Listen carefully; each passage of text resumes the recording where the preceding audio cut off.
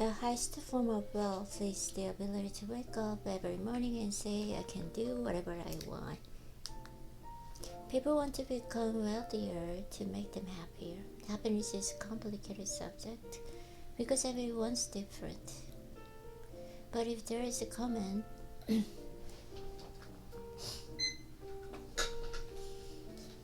denominator in happiness, a universal feel of joy, as that people want to control their lives. The ability to do what you want, when you want, with who you want, for as long as you want, is priceless. It is the highest dividend money pays.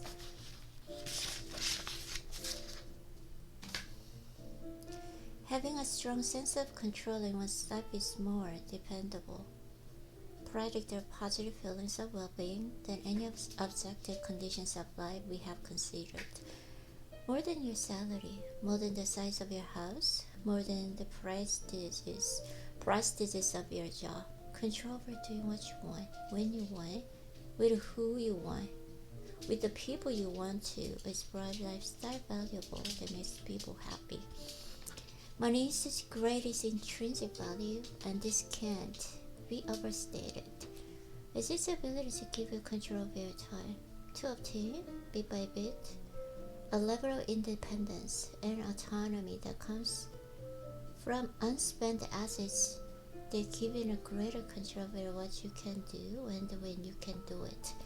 A small amount of wealth means the ability to take a few days off work when you're sick without breaking the bank. Gaining that ability is huge if you don't have it. Okay, it can be life-changing.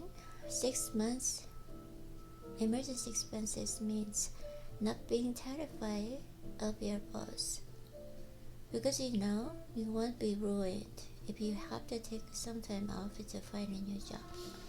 More still means the ability to take a job with a lower pay but flexible hours, maybe one with a shorter commute, or being able to deal with a medical emergency without the added burden of worrying about how you will pay for it. Then there's a retiring when you want to instead of when you need to. Using your money to buy time and options and have a lifestyle benefit few luxury goods and it can compete with.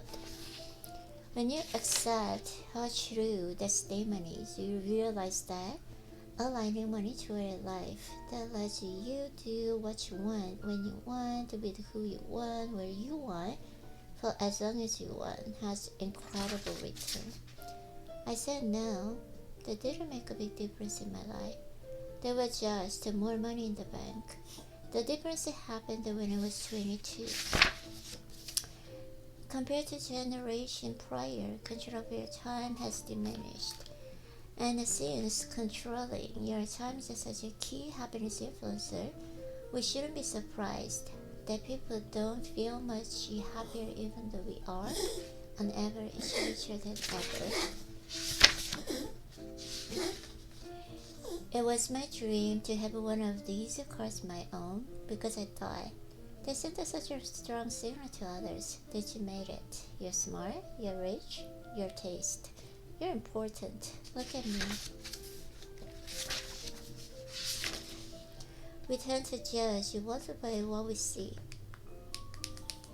because that's the situation we have in front of us. We can see people's bank statements or brokerage statements, so we rely on our appearances to gauge financial success. Cars, homes, Instagram photos. Modern capitalism makes it helping people fake it until they make it a cherished industry.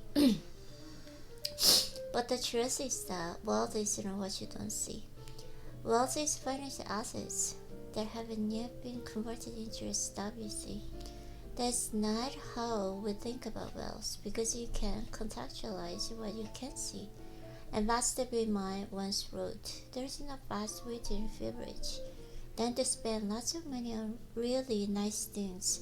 But the way to be rich is to spend money you have and to not spend the money you don't have. It's really that simple. It's not excellent advice, but it may not go far enough. The only way to be wealthy is not spend the money that you have, that you do have. It's not just the only way to accumulate wealth, it is the very definition of wealth.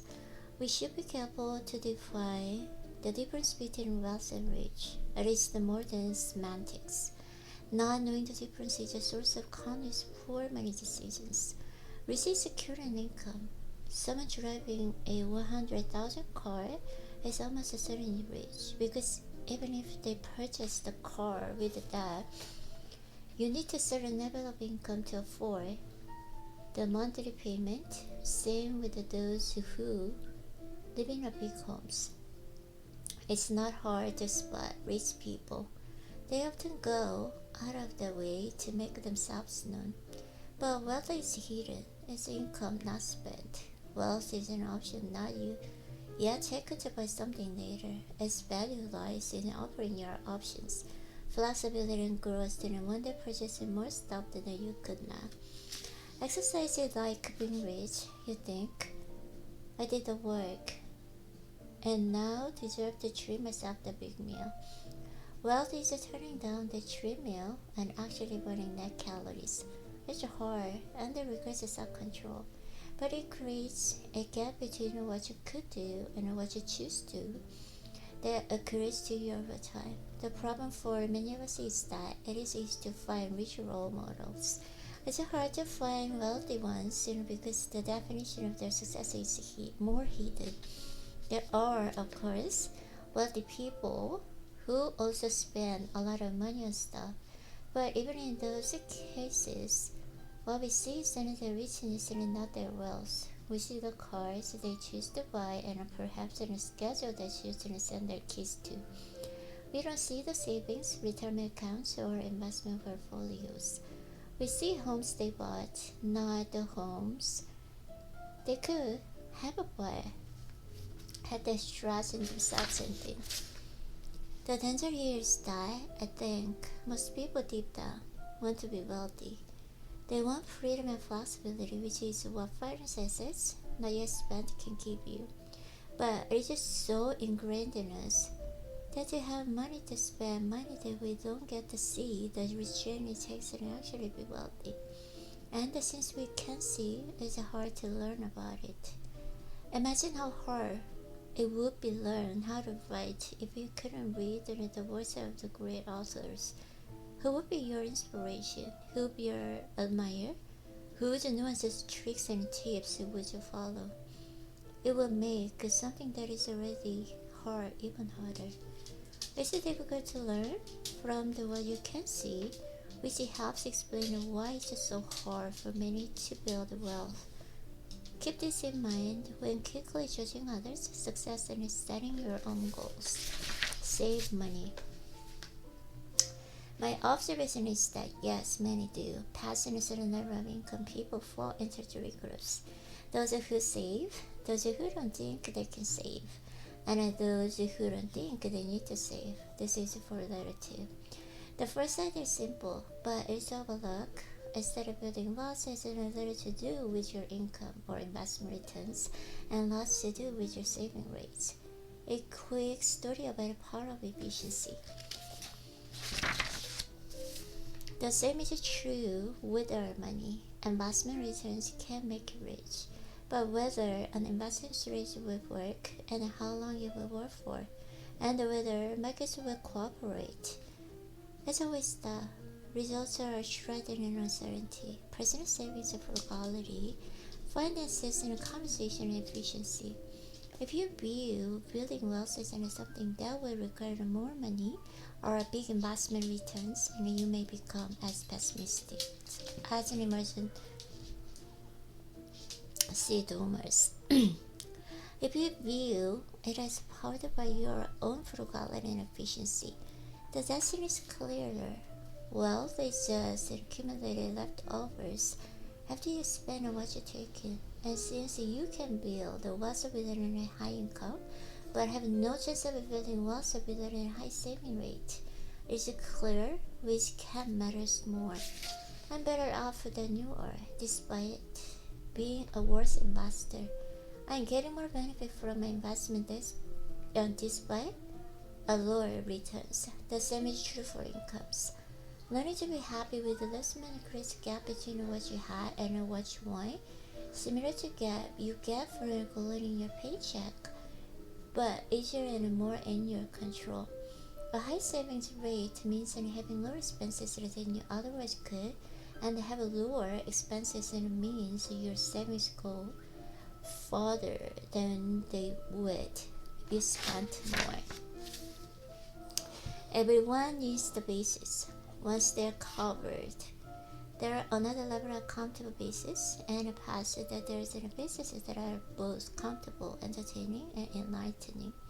When you define savings as a gap between your ego and your income, you realize why many people with decent incomes save so little, as they struggle against instincts to extend your pack of feathers and your outermost limits, and keep up with others doing the same thing. People with enduring personal finance success, not necessarily those with high incomes, tend to have a propensity to not give them what others think about them. Savings can be created by spending less. You can spend less if you desire less, and you will desire less if you care less about what others think of you. As I argue often in this book, money relies more on psychology than finance, but saving does not require a goal of purchasing something specific. The flexibility and control of your time is unseen return on wealth. I say it's calculable. Saving in the bank that earns 0% interest and might actually generate an extraordinary return if they give you the flexibility to take a job with a low salary but more purpose, or wait for the investment opportunities that come when those with the flexibility return separate, and that hidden return is becoming more important. If you have a flexibility, you can wait for good opportunities, both in your career and for your investments. You will have a better chance of being able to learn a new skill when it's necessary. You will feel less exhausted to chase competitors who can do things you can't, and have a more leeway to find your passion and your niche at your own pace. You can find a new routine at slower pace. You can find a new routine at slow pace and think about life with a different set of assumptions. The ability to do those things in a way most others can't is one of the few things that will set you apart in a world where intelligence is no longer a sustainable advantage. Having more control over your time and options is becoming one of the most valuable currencies in the world. That's why more people can, and the more people should, save money. You are not a spreadsheet, you are a person, a screwed up, emotional person. It took me a while to figure out this, but once it clicked, I realized it's one of the most important parts of finance. With it comes something that often goes overlooked. Do not aim to be controversial when making financial decisions. Aim to just be pretty reasonable, even more realistic, and you have a better chance of sticking with it for a long run, which is what matters most when managing money.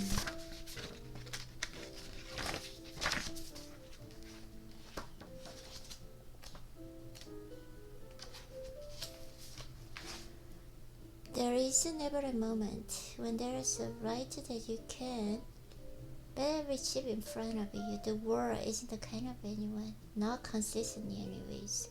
You have to give yourself a room for error. You have to plan on your plan, not going according to the plan. Margin of safety, you can also call it room for error or redundancy. This is the only factor way to safely navigate the world that is governed by odds, not certainties. And almost everything related to money exists in that kind of world. The best we can do is to think about odds. Graham's margin of safety is a simple suggestion that we don't need to view the world in front of us as a black or white, predictable or a crapshoot. The gray area, pursuing things with a range of potential outcomes, are acceptable is the smart way to proceed. We can't know for sure, and this speaks in probabilities. Room for error lets you endure a range of potential outcomes, and endurance lets you stick around long enough to let the odds of benefiting from the low probability outcome fall in your favor. One is volatility. Can you survive with your assets decline by 30%? The danger is that rational optimism most of the time masks the odds of ruin some of the time. The result is systematically underestimates risk. By underestimates risk.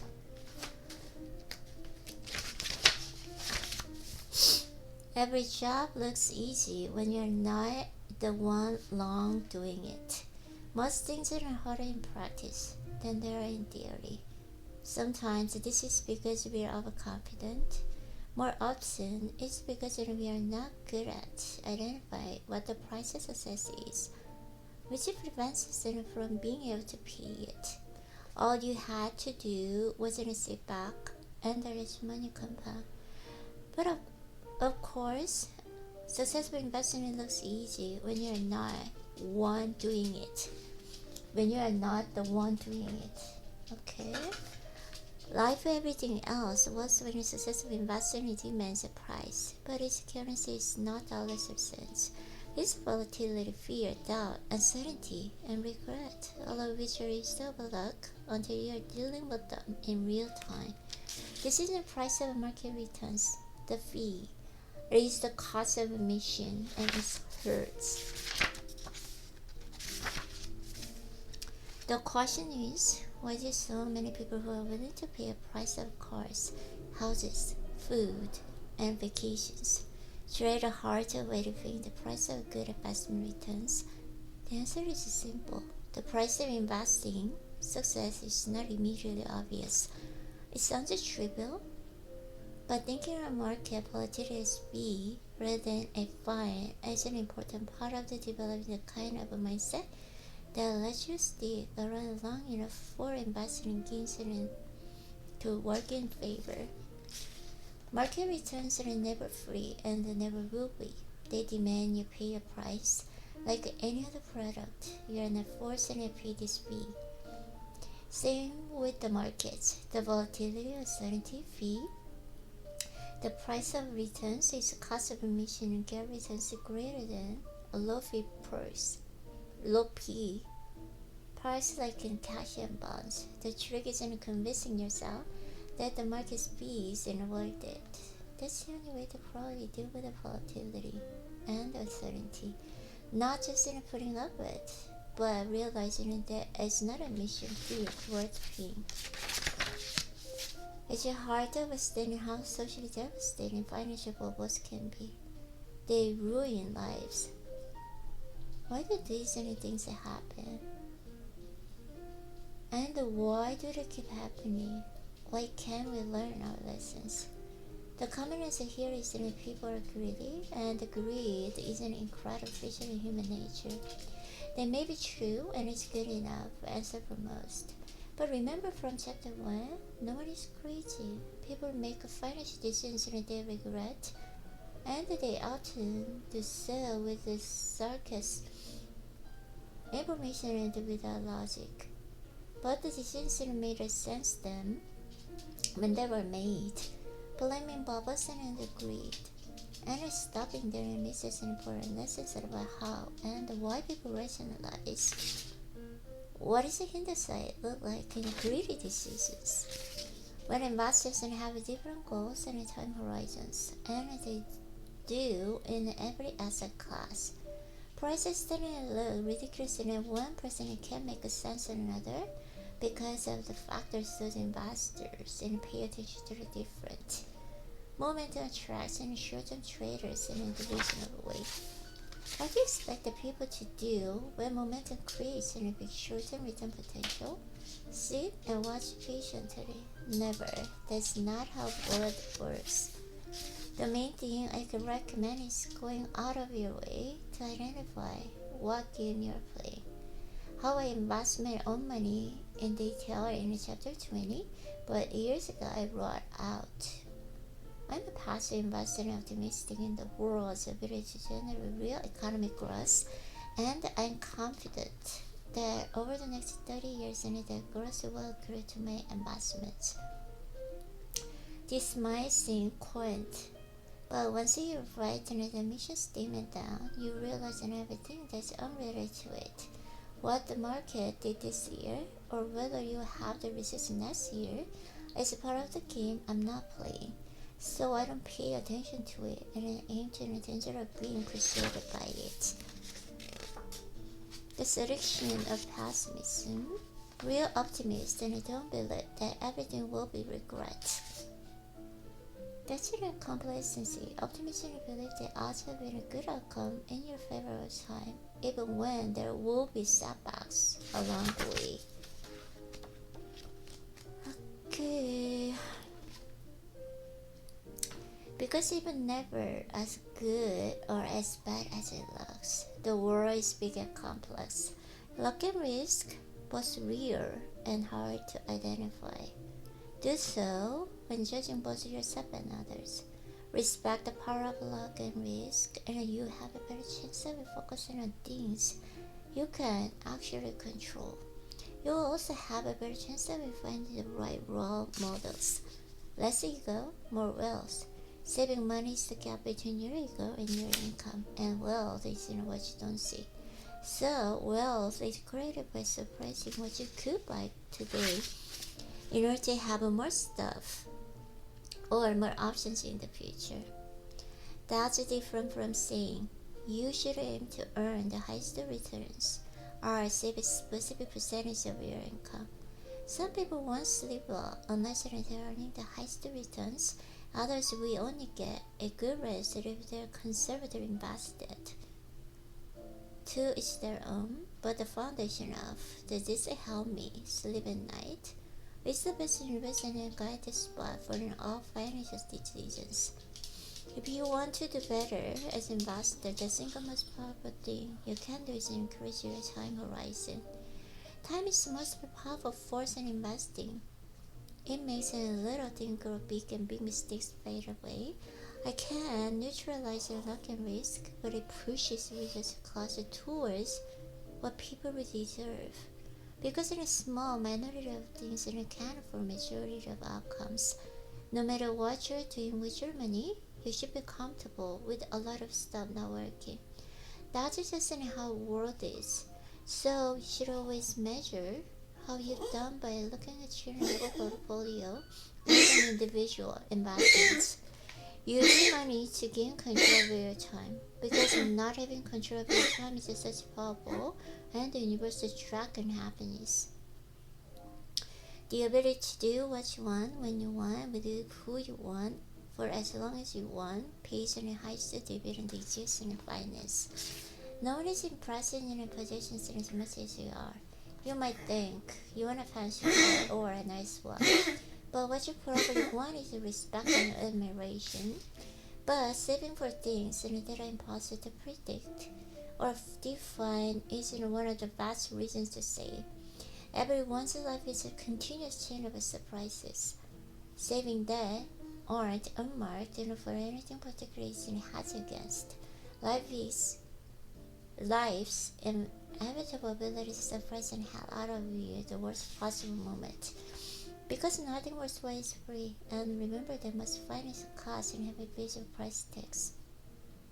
Uncertainty, doubt, and the regret are common costs in the financial world. They're often worth paying, but you have to view them as fees. A price worth paying is to get something nice in exchange, rather than fines, a penalty you should avoid. Where's the room for error? A gap between what could happen in the future and what you need to happen in the future in order to do well is what gives you endurance. And endurance is what makes it compounded magic over time. Room for error often looks like a conservative hedge, but if it keeps you in a game, it can pay for itself many times over. Avoid extreme ends up in financial decisions. Everyone's goals and desires will change over time, and the more extreme your past decisions, Where the more you get regrets and damage involved. Define the game you're playing and make sure your actions are not being influenced by the people playing a different game. Respect the mess. Smart, informed, and reasonable people can discern finance because they live in vastly different goals and desires. There is no single right answer. Just an answer that works for you. Now, let me tell you what works for me. Just show me what you do with your own money. The difference between what someone suggests you do and what they do for themselves isn't always a bad thing. Adjusting the scores and that when dealing with the complicated and emotional issues that affect you and your family. There is no one right answer, there is a universal truth. There is no one right answer. Okay, we're so for committed to the independence camp that we've done things and make a little sense on paper. We own our house without mortgage, which is the worst financial decisions we ever made, but the best money decisions we ever made. Mortgage interest rates are absurdly low when you buy our house. Any rational advisor would avoid taking advantage of cheap money and investing with your savings in high return assets like the stocks. But our goal isn't called irrational, just psychologically reasonable. Eliminating the monthly payment feels better than maximizing the long-term value of our assets. It makes me feel independent. I don't try to depend decisions to those pointing out its flaws or those who ever never do the same. On paper, it's defenseless, but it works for us. We like it. That's what matters. Good decisions are not always rational. At some point, you have to choose between being happy or being right. We do it because cash is oxygen of independence, and more importantly, we never want to force to sell the stocks we own. We want the probability of facing huge expense and needing to liquidate stocks and cover it to be the close to zero as possible. Perhaps we just have a lower risk tolerance than others, but everything we've learned about finance tells me that everyone with an exception will eventually face any huge expense they did not expect, and they don't plan for these expenses specifically because they did not expect them.